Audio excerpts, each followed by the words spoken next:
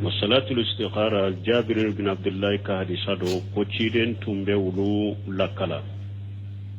salatul istikhara la kome atumbu lakala qur'ana sura la cogomi iyado silamiya sariya fule na ye fendo haramuya ka sira datugu kata fendo ma abe sira da yele ye kata fengurema min bono na bila tuma min laturu danaw katu segere kata lajeli kufe ko lanfili naw kata lajeli kufe mori ganaw kata lajeli kufe tuma min silamiya sariya yo haramuya ko sira datugu pew mo kana ke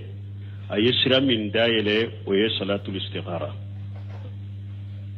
e ka jiya ko do iba fe katama ke kata yoro dola itaru yalan ka here be uben ka hera tay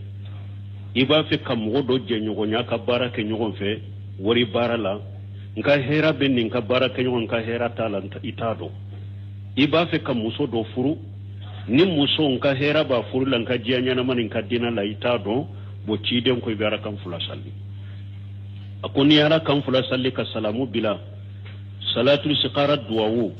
abe duwawu kitabu la be hisul muslimula اللهم إني أستغفرك بعلمك واستقدرك بقدرتك أنت تعلم ولا أعلم أنت علام الغيوب اللهم إن كنت تعلم أن هذا الأمر بك حاجك فوق يرلا أن هذا الأمر خيرا لي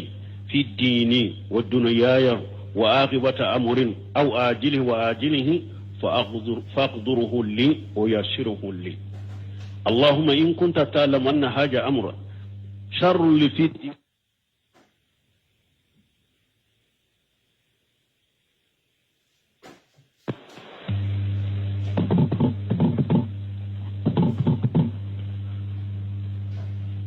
ni ntiga ala allahumma in kunta ta'lamu anna hadha al-amru sharrun li fi ad-din wa dunyaya wa aqibata amra wa ajilihi fa asrifuhu anni wa asrifuni anhu summa aradini bi haythu kana fide sallallahu alaihi wasallam salatul istikhara duwaye nununde ika salamu kofe ibafo akore munye ko ala mbe kibariya nyine e alafe mbe latige du nyine e alafe e ala debe ko do nete fendo e ala debe ko latige e ala debe ko do golendo ntig ala nin ko min fulen ni nin ne be do ala nin ka hera bala nka jiya nyana wala ani sisa anin ka nyefela anin ka dinala ala ika ango yanye ka latige nye ntig ala ni ibado ka fo nin ko min fulen ni nye nka hera tala ko jogodo kana nema nka nyana mayala nka dinala nka sisala ani nka nyefilala ala ika ko yimbo mbolo ika ne fana bo ala ika jeni ko nyenyembe yoro istikhara ininde mugo take mugo yede e yere de be salli kaninke bo koy tusuru ni ala ye koy nkuraji do ila ka sabati duskun kono ka keli sabati duskun kono ka kuraji kila kata ashika ni ayawa afira fula min tumbi duskun kono bora la dus asabatire duskun kono konni ko in ka duala abe komi ika duwa minana o ko ika hera bala ika duala me otabali ni istikhara fanake ibe hakilimaw nyininka mogo munu nye mogo hakilimaw ye nube konna jadi mogo ma ibe ulu fana nyininka koina ube nimbe mogo min je nyogonya mogo munu mbado ibu nyininka ube iba feka muso min furu mogo munu mbado ibu nyininka kafara istikharaka wala ni alai kanda kata minna wala ka hera bala min ni koina ya sori ka duwa minna na ka hera tala ala be koy mboy biskuna abi siranye kila sikala ka boy biskun kono bon ni istikhara ke siya folo toujours sika bi duskun kono ibese ka ke ka saga ka siya fula ka saga ka siya saba fo ala ki sabati koyin ka ube ala ka koyin boy bolo salatu istikhara ninde bo munun ba fo ko min ba kono ka fo ntigi ala ni be ni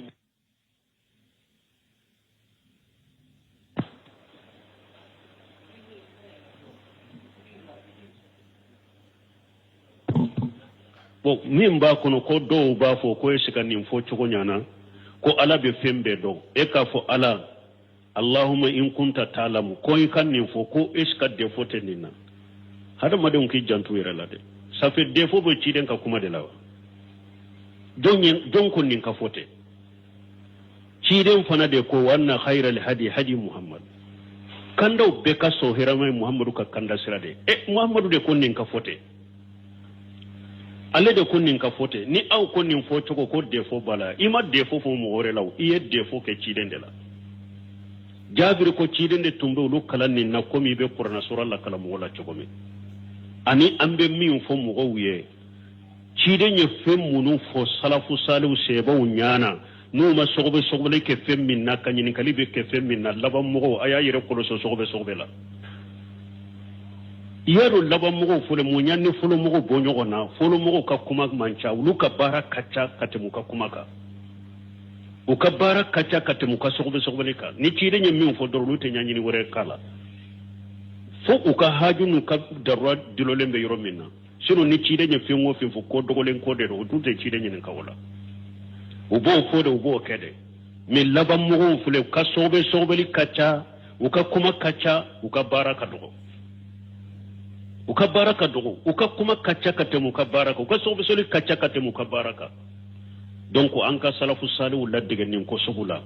ko ni hadisa sahalen de ciden ya fo cogo me afo cogo la de kana defo ke la ni ye defo ke ola ima defo ke mo gore law ye defo ke ciden de la sallallahu alaihi wasallam jabi ko ciden de tumbulu kala ni na ko ma be qur'ana sura la karula cogo me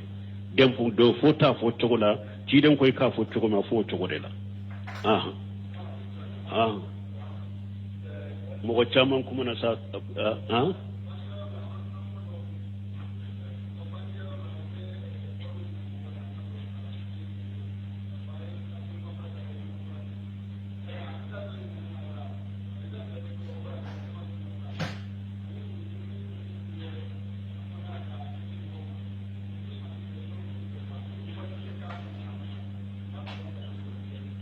ninya ñininkali sabaye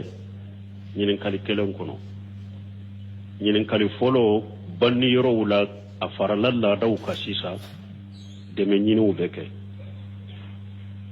a kera laadaw yere de sisa kabilaw do bolo banni kera yoro min banna ka mogow ye fantaw ye wo fantaw te wo deme ñiniw fana farala janaja ka baaraw ka wari ñini mogo fe ka deme ñini mogow fe ambe mun fo o yoro la min ye banni yoro ka deme ñini min fule ni nye siden ka sunnate ate salafu ka barala siden ye min fo doni ke baw dobe tu dilo hadisa minna o ko ben nin ko sugu la daga ko jafara ka hadisa ko ciden ko sina utta ama li ali jafara fa innahu qad atahum amru yasghuluhum an sunni ta'am ko ciden ko aye dumuni dila kata de jafara ka mugoma ko do nani ma mumbu sugula ka bo dumuni tobima folo ni ko ibe adilla kene hadisa ye folo hadisa kuma fora chogomi min be hadisa kono kiu ko ake chogomi ibe hadisa ko chogo de la dumuni tobi de be jafara ka hadisa la me wori nyini ni wori delita law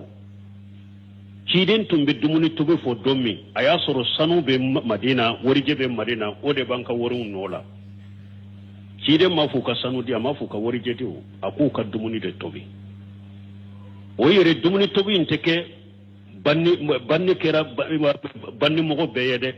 mogo min nu ka mogo min banna a banni kera sababu ku la hammi ku sugula utese ka hari baraka yere utese ka tobili ku yere ciden ko dumuni ka tobe kata di kudu dema emme ni mogo min ka mogo min banda yere ni son jara naide dumuni beta tobe kata di wuluma nunun ka su yu sugula fatul yu sugula ciden ko dumuni ka tobe kata di wulu de masugu nyogo wala nambe ciden ka hadisa nambe ate katuga ko sigi nyogo be dumuni de tobe banni kera yoro nan ka bila katay ni to sebe ka to tobe katana ni bati sebe ka basi tobe katana malo sebe mina ka malo tobe katana banni yoro la ku kadu ninde fora me wori faran sadaka nyini min fulen ni nye don ke ba ko na ya soro min banna aka mugo ye fantawnde min banna ka mugo ye fantawde silamia sariya ta bali mugo ku deme me ateke banni yoro keneka ni yere ya do karasa fule ka fatu anana furakele de ya laya fantan de do aye mugo munun to ko fe fantan de do hari dépassé tout bolo kataso ibo do abilake ni ambora banni yoro la jama charila hakem min kan no yima yere kota kan usegre kaduma du sun kala se bode la baraje bode la sutura bode la donc har ni mugo min banna na ka mugo ye fantaw na ba deme ka sarakati kala ateke banni yoro na jama nyana aya bilade ni jama charila mimbe minke oye take uye mugo te basikila olaw min fule ka ke jama nyana wajulu kila min bake ka wajulu ko ba ta bola oteta wori min be nyini dobe takado mare folo almamin munun yin sallira mugo kana kan naibu munun nana nyogon fete utabe bola de munun fana be kufula uta fi sabilillah ulu fana tabe bola de ate ala kama ko tew beta de bawla ima ni ko ninte be abebi kele almamin min be abikele munun be worin fara nyogon ko bikele wajulu kala min be abikele parce que beta de bala ulu ya disu mugo de ma mun nay bota donc abetila mugo no nyogon te bebe tabola et puis munun fana be delila fana do fana de la ka bolina yere kufula tara fi sabilillah kufula fara tara labana chu ngode ya to ni mugo munun ni deliba ke kwa ya ke mugo ye ambe munun do de aya ke mugo be munun do de parce que mugo kuma sera ka tara nunu fana ye donc te sunna kono de anya fo chogoma amma fo mugo kana fantan de mere ni min ye fanta ademe me ademe chogo de be jama yinte ka ke lada ye dalili inte wote ciden ka sunna kono ani jafara ka disa te nyugo sirala jafara ka disa ko dumni de ka tobi ni tenya ni fanta ndo ta dumo ka sokono kana duma jama nyana akana fara lada ufana ka dalili ke ko abadi muhoma ni nye folo jabuye akan nyinin kali fulanna nyinin kali kono ko be dumuni tobi minke kadi muhoma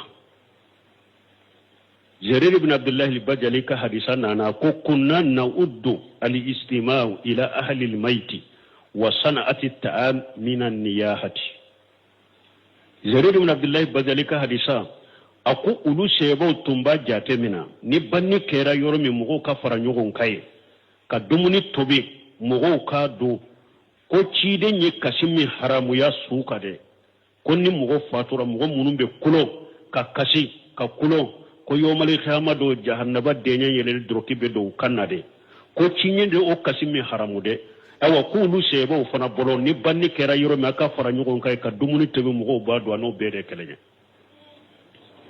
sedin ka sebo bolo ko ne boy de kelenye haramula donc banni kera yoro me jama munum be na dumuni banni kera so min ko lute dumuni tobi ka di jama ma ni o dumuni tobira ni ebe dugu kono de e tara janaja de la ebe ka sobe dugu kono e kana dumuni ndude aduni ye haramu ema Jarir ibn Abdullah ka hadisa koso mais na ya soro banni yoro dunaw do de bora yoro werela dunaw de bora dugu werela kana jigi duin kono kana janaja de lute se ka sagi ulu be se ka dumuni min tobira so kono ulu be se ka dunu ka dinyanya dumuni anu dude munum be du kono ulu be se ka du u ka telefona de do ulu be se ka du duna munun nana nu te se ka sago be so kono ulu be se ka du basite ulu ko ka du me mugo sigilembe dugu kono ne etara janaja indela u dumuni sugu kana du haramelen do kana do da kono de sugu mugo ka dumuni tobe ka ke jamama atebe me don ke bawo ya yira cide nya hadisa min fo ni sigi nyogo de tara ni dumuni ye baniro la sigi nyogo de dumuni tobe kata duma bo u kelente se ka do aye mugo munun soro ya wele aka fara akuka ako do bashi tola sugu nyogo tara ni dumuni minye nu ye mugo wele o de tayara wuma nu ye mugo munun wele aka faro ko do bashi tala u be sigi nyogo tara ni dumuni minye u yo de dulu ma se ka bedu ato tora nu tara odi mugo minay ko do bashi tola sariyala me ulu be min tobi so kono su mugo be min tobi mugo yo de tebe cide nyawo de haramu tebe to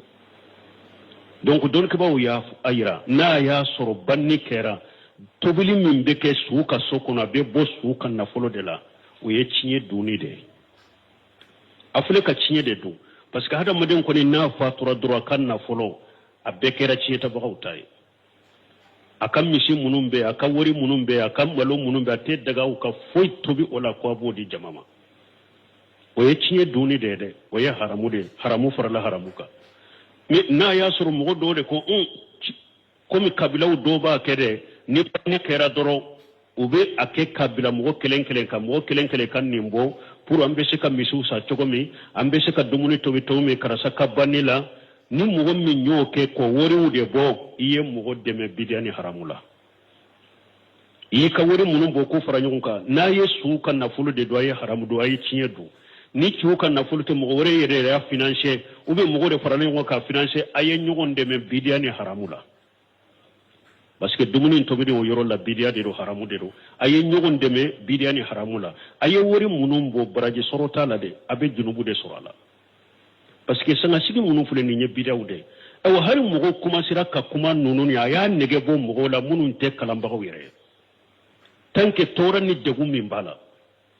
ni banni keri bolo sisa ika su yere ka hammeti la de dépasser min bena ko fe ni o de be joro i o joro de bilo de hamme bila fonctionnaire do de la ka fonya ko ale ba fatura ale tunya ka du tere min saka bila kullu alla ni ala no ya ka na jo ko abba fatule de ni saga sigu ni min dumunu ko atara juru de ta sanga sigi banne nda ya ka titiri ta ka de ko sere ma ko aka fera ka mo ko juru sara o chama muso do ba fo na be kuma nin banni dumuni tobela ko ni mugo ma kuma nin dumuni tobela ko ya ndege bo ko no tara banni yoro do de la ko dumuni tobira ko uni su tara ewa kaburu sola hari jama ma sagi kanade o ye dumuni bo kan usigi e ko do tiri ko ne nyamunye ati do ko kaba ayi nunu takabo yede a ko tiya ba ko pasika dusu de tiana e mugo ka soba bolo ko ma bayere bolo aw beta dumuni ko ni dumuni nyoni kana ko fo du tugi dimina na ko yin nunun takaboya ni nyemunye donc mbali mom ni ko sugu munun fulen ni nye mugo du nyana ko dilali uni feunde foi tola ni tinyalite aw dumuni tobi fana shenka bola asabanna kanyini kali kono ko wajulu munun beke cewu fanfelala wajulu kelabe muso fanfelala ube muso wajulu kelaw nyinu ku bilay salafu sanu ko kafa bil maut waija ko saya yere wasara wajulu ni saya ma mo min waju fe ngoreta waju saya yoro yi tas yoro ni miri yoro de wajulu yoro ni kuma yoro te nu tumbe kiden ni ka sebo o kamma kunu nu be mi amisaliya ke ni ko ni kiden na ka sebo sigilendo kubu makku kasuma nubo misaliya fo ko abe komi suude bu koro ko ni na cire na kashe bauna nubo musuma koro ka ka cire lame ko abe komi suude bu koro parce que cire ko manka yoro damadola manka mani abo yoro la su ko yoro la manka yorote wajulu worote miri yoro ni tas yoro de do abe su min ka konyala aba kolila aba kasankalila aba ka kaburu kola e ka miri amben nin ka kola ewa bi yala turu be jonna una ula fe nabe sogoma de ula fe turu be jonna sini sogoma turu be jonna ikan ka miri de ka fo donde bena dommi ni mugo bena shigi ka kola ten chokola ikan ka hamini ni de ka miri ni de ka tasini nununde kala kusuma cara ka jikuru shara me wajulu yorote cewu ka wajulu ko wajulu yorote muso ka wajulu ko wajulu yorote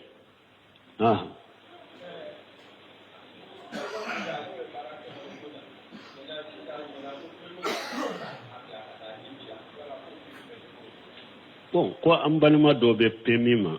abe barake nyina pemi mo ba fe ka bilakata hijula abo chogodi doni ko ka kuma sahale o ko nim tara hiji kelin na fulo haramu yalenye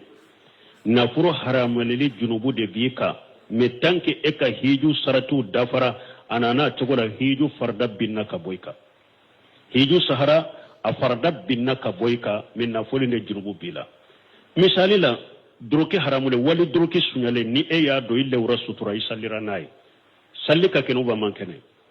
salli ka kene bo ko ni hiju fana kerani nafulo haramu yalele nafulo haramu len junubu de bila ni ka hiju ka kene parce que hiju tinya fe munu ni kide nyafo nafulo haramu len tula hiju damana saratu de be adamana jonsew de be a cinya few de be nafolo haramulen tola donc ni tara hiju yorola hiju kabara nafolo de kera sababu kila she me ko do be farikolo de be uluke ulu ye farikolo de kabara na be uluke donc don ko ka kuma sale na ika hiju sahara min nafolo de ka junubu bila bon ube hadisa min fo ko hadisa do nana ko ciden ko hiju kala ni ibe fe kata hiju la ni nafolo halalen boy bolo ni se ndai ka yere nan kan fenka ikul labbaika malikaw ba ko labbaika be eka hiju minaleno eka sure fana halala de me kunna ya soro ikan nafolo haramu de ko malikaw ba ko labbaika tiye hiju tiye ikan nafolo ika sure fana nafolo haramu de do ninya hadisi de fude Cheikh Albani ko ni hadisa masaha hadisi de fude ninya amasaha bon nu ye hadisa fanye ko inna allaha tayyibu la yaqbalu illa tayyiba ala seneyale ndo ate femmina fu seneyale o ye saragati de temi mali temi na folo niyo de ta ko ibe saragata la makoto de la kana folo insta ka saragata la makoto de la ala seneyale ndo ate femmina ni fe seneyale te ni ko iba saragati de men ni mugo min tara hiji kenin na folo haramune do kuma sahalena don kama buru lejina daima libo silima lifta Sheikh Abdallah Bumba yennin jabi Sheikh Muhammad ibn Salih rahimahullah kama jumu fatawa kuna yennin jabi ika hiju sahara na fulo inde jurubu bila do mena kuma la yamfi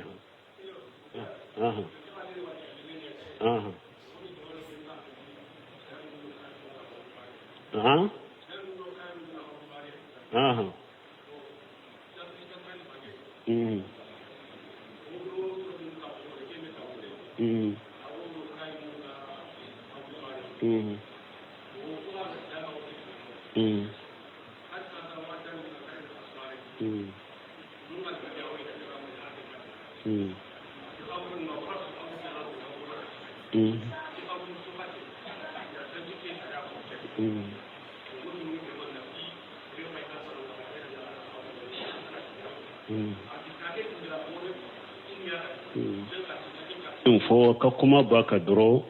jamana in kono ya kafir ni islama bebe kaburu sola me niye jamana were wulaje shine nunu sisa maliye unde islami Allah she masala gabon nunu fule lume nunu fule nimbe Nigeria nunu fule nimbe abe islama unu ka kaburu sode do kafir unu ka kaburu sode do munna mali islama ni kabu ewa kafir bebe kaburu sokelena bon mbe sababu folo mbim fo ola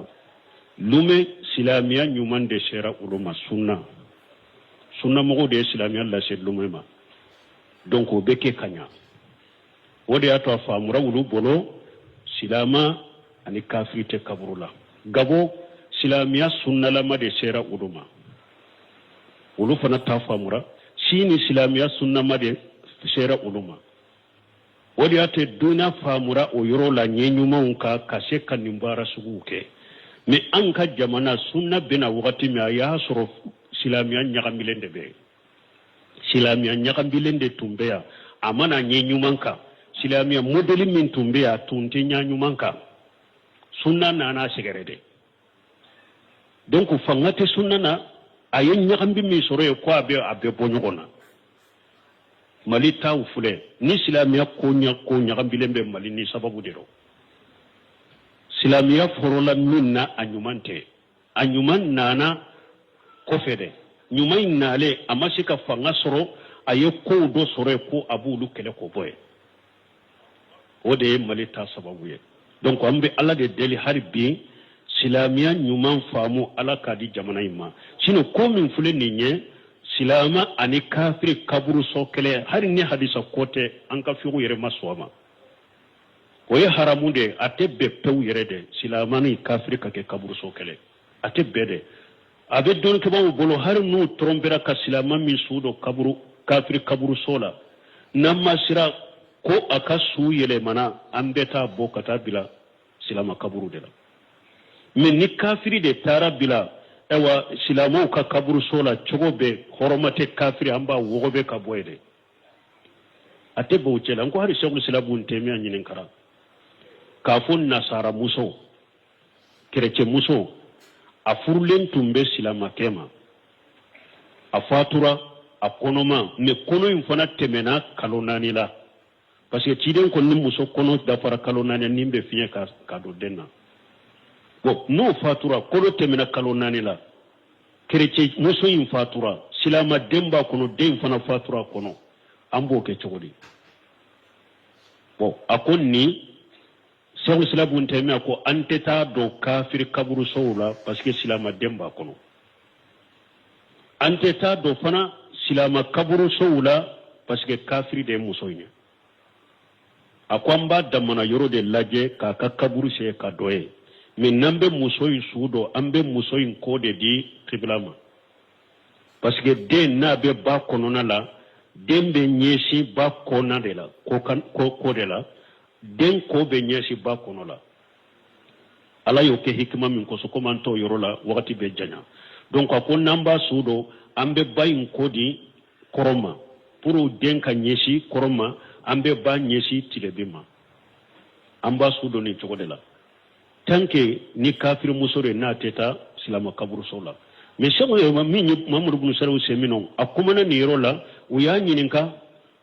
babu al-liqaw babu maftuh u y'a ɲininka ko yala ni chrétien muso min fatura den b'a kɔnɔ den sera kalo 5 ɲɔgɔnna ma den fana fatura kɔnɔ an b'o kɛ cogo di a ko den min b'a kɔnɔ silama den de don an bɛ salla kan a ko an ma salli muso in kan an salla den de kan a bɛ komi ni ciden sallira su ka kaburu kɔnɔ den bɛ muso in kɔnɔ ni muso in donna an ni den cɛ a k'o t'a salli bali a bɛ komi ni kaburu bɔgɔw bɛ su kan u bɛ an ni su cɛ salli bɛ k'a kan nin fana salli bɛ k'a kan k'a to a ba kɔnɔ bon ale ko an bɛ se ka taa don kaburu silama kaburusow la den kɔsɔn silama den min b'a kɔnɔ an bɛ taa don silama kaburusow kɔsɔn donc ni bɛɛ y'a yira dɔrɔn k'a fɔ silama ani kafiri man ka kɛ kaburuso kelen na mais jamana ka silamɛya ɲagambilen de nana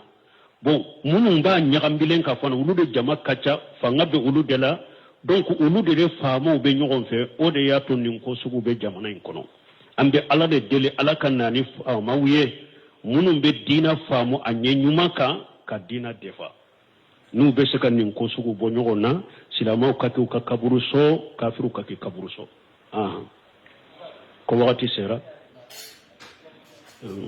ko wagati sera subhanakallahumma rabbana bihamdika ashhadu an la ilaha illa anta astaghfiruka wa atubu ilayk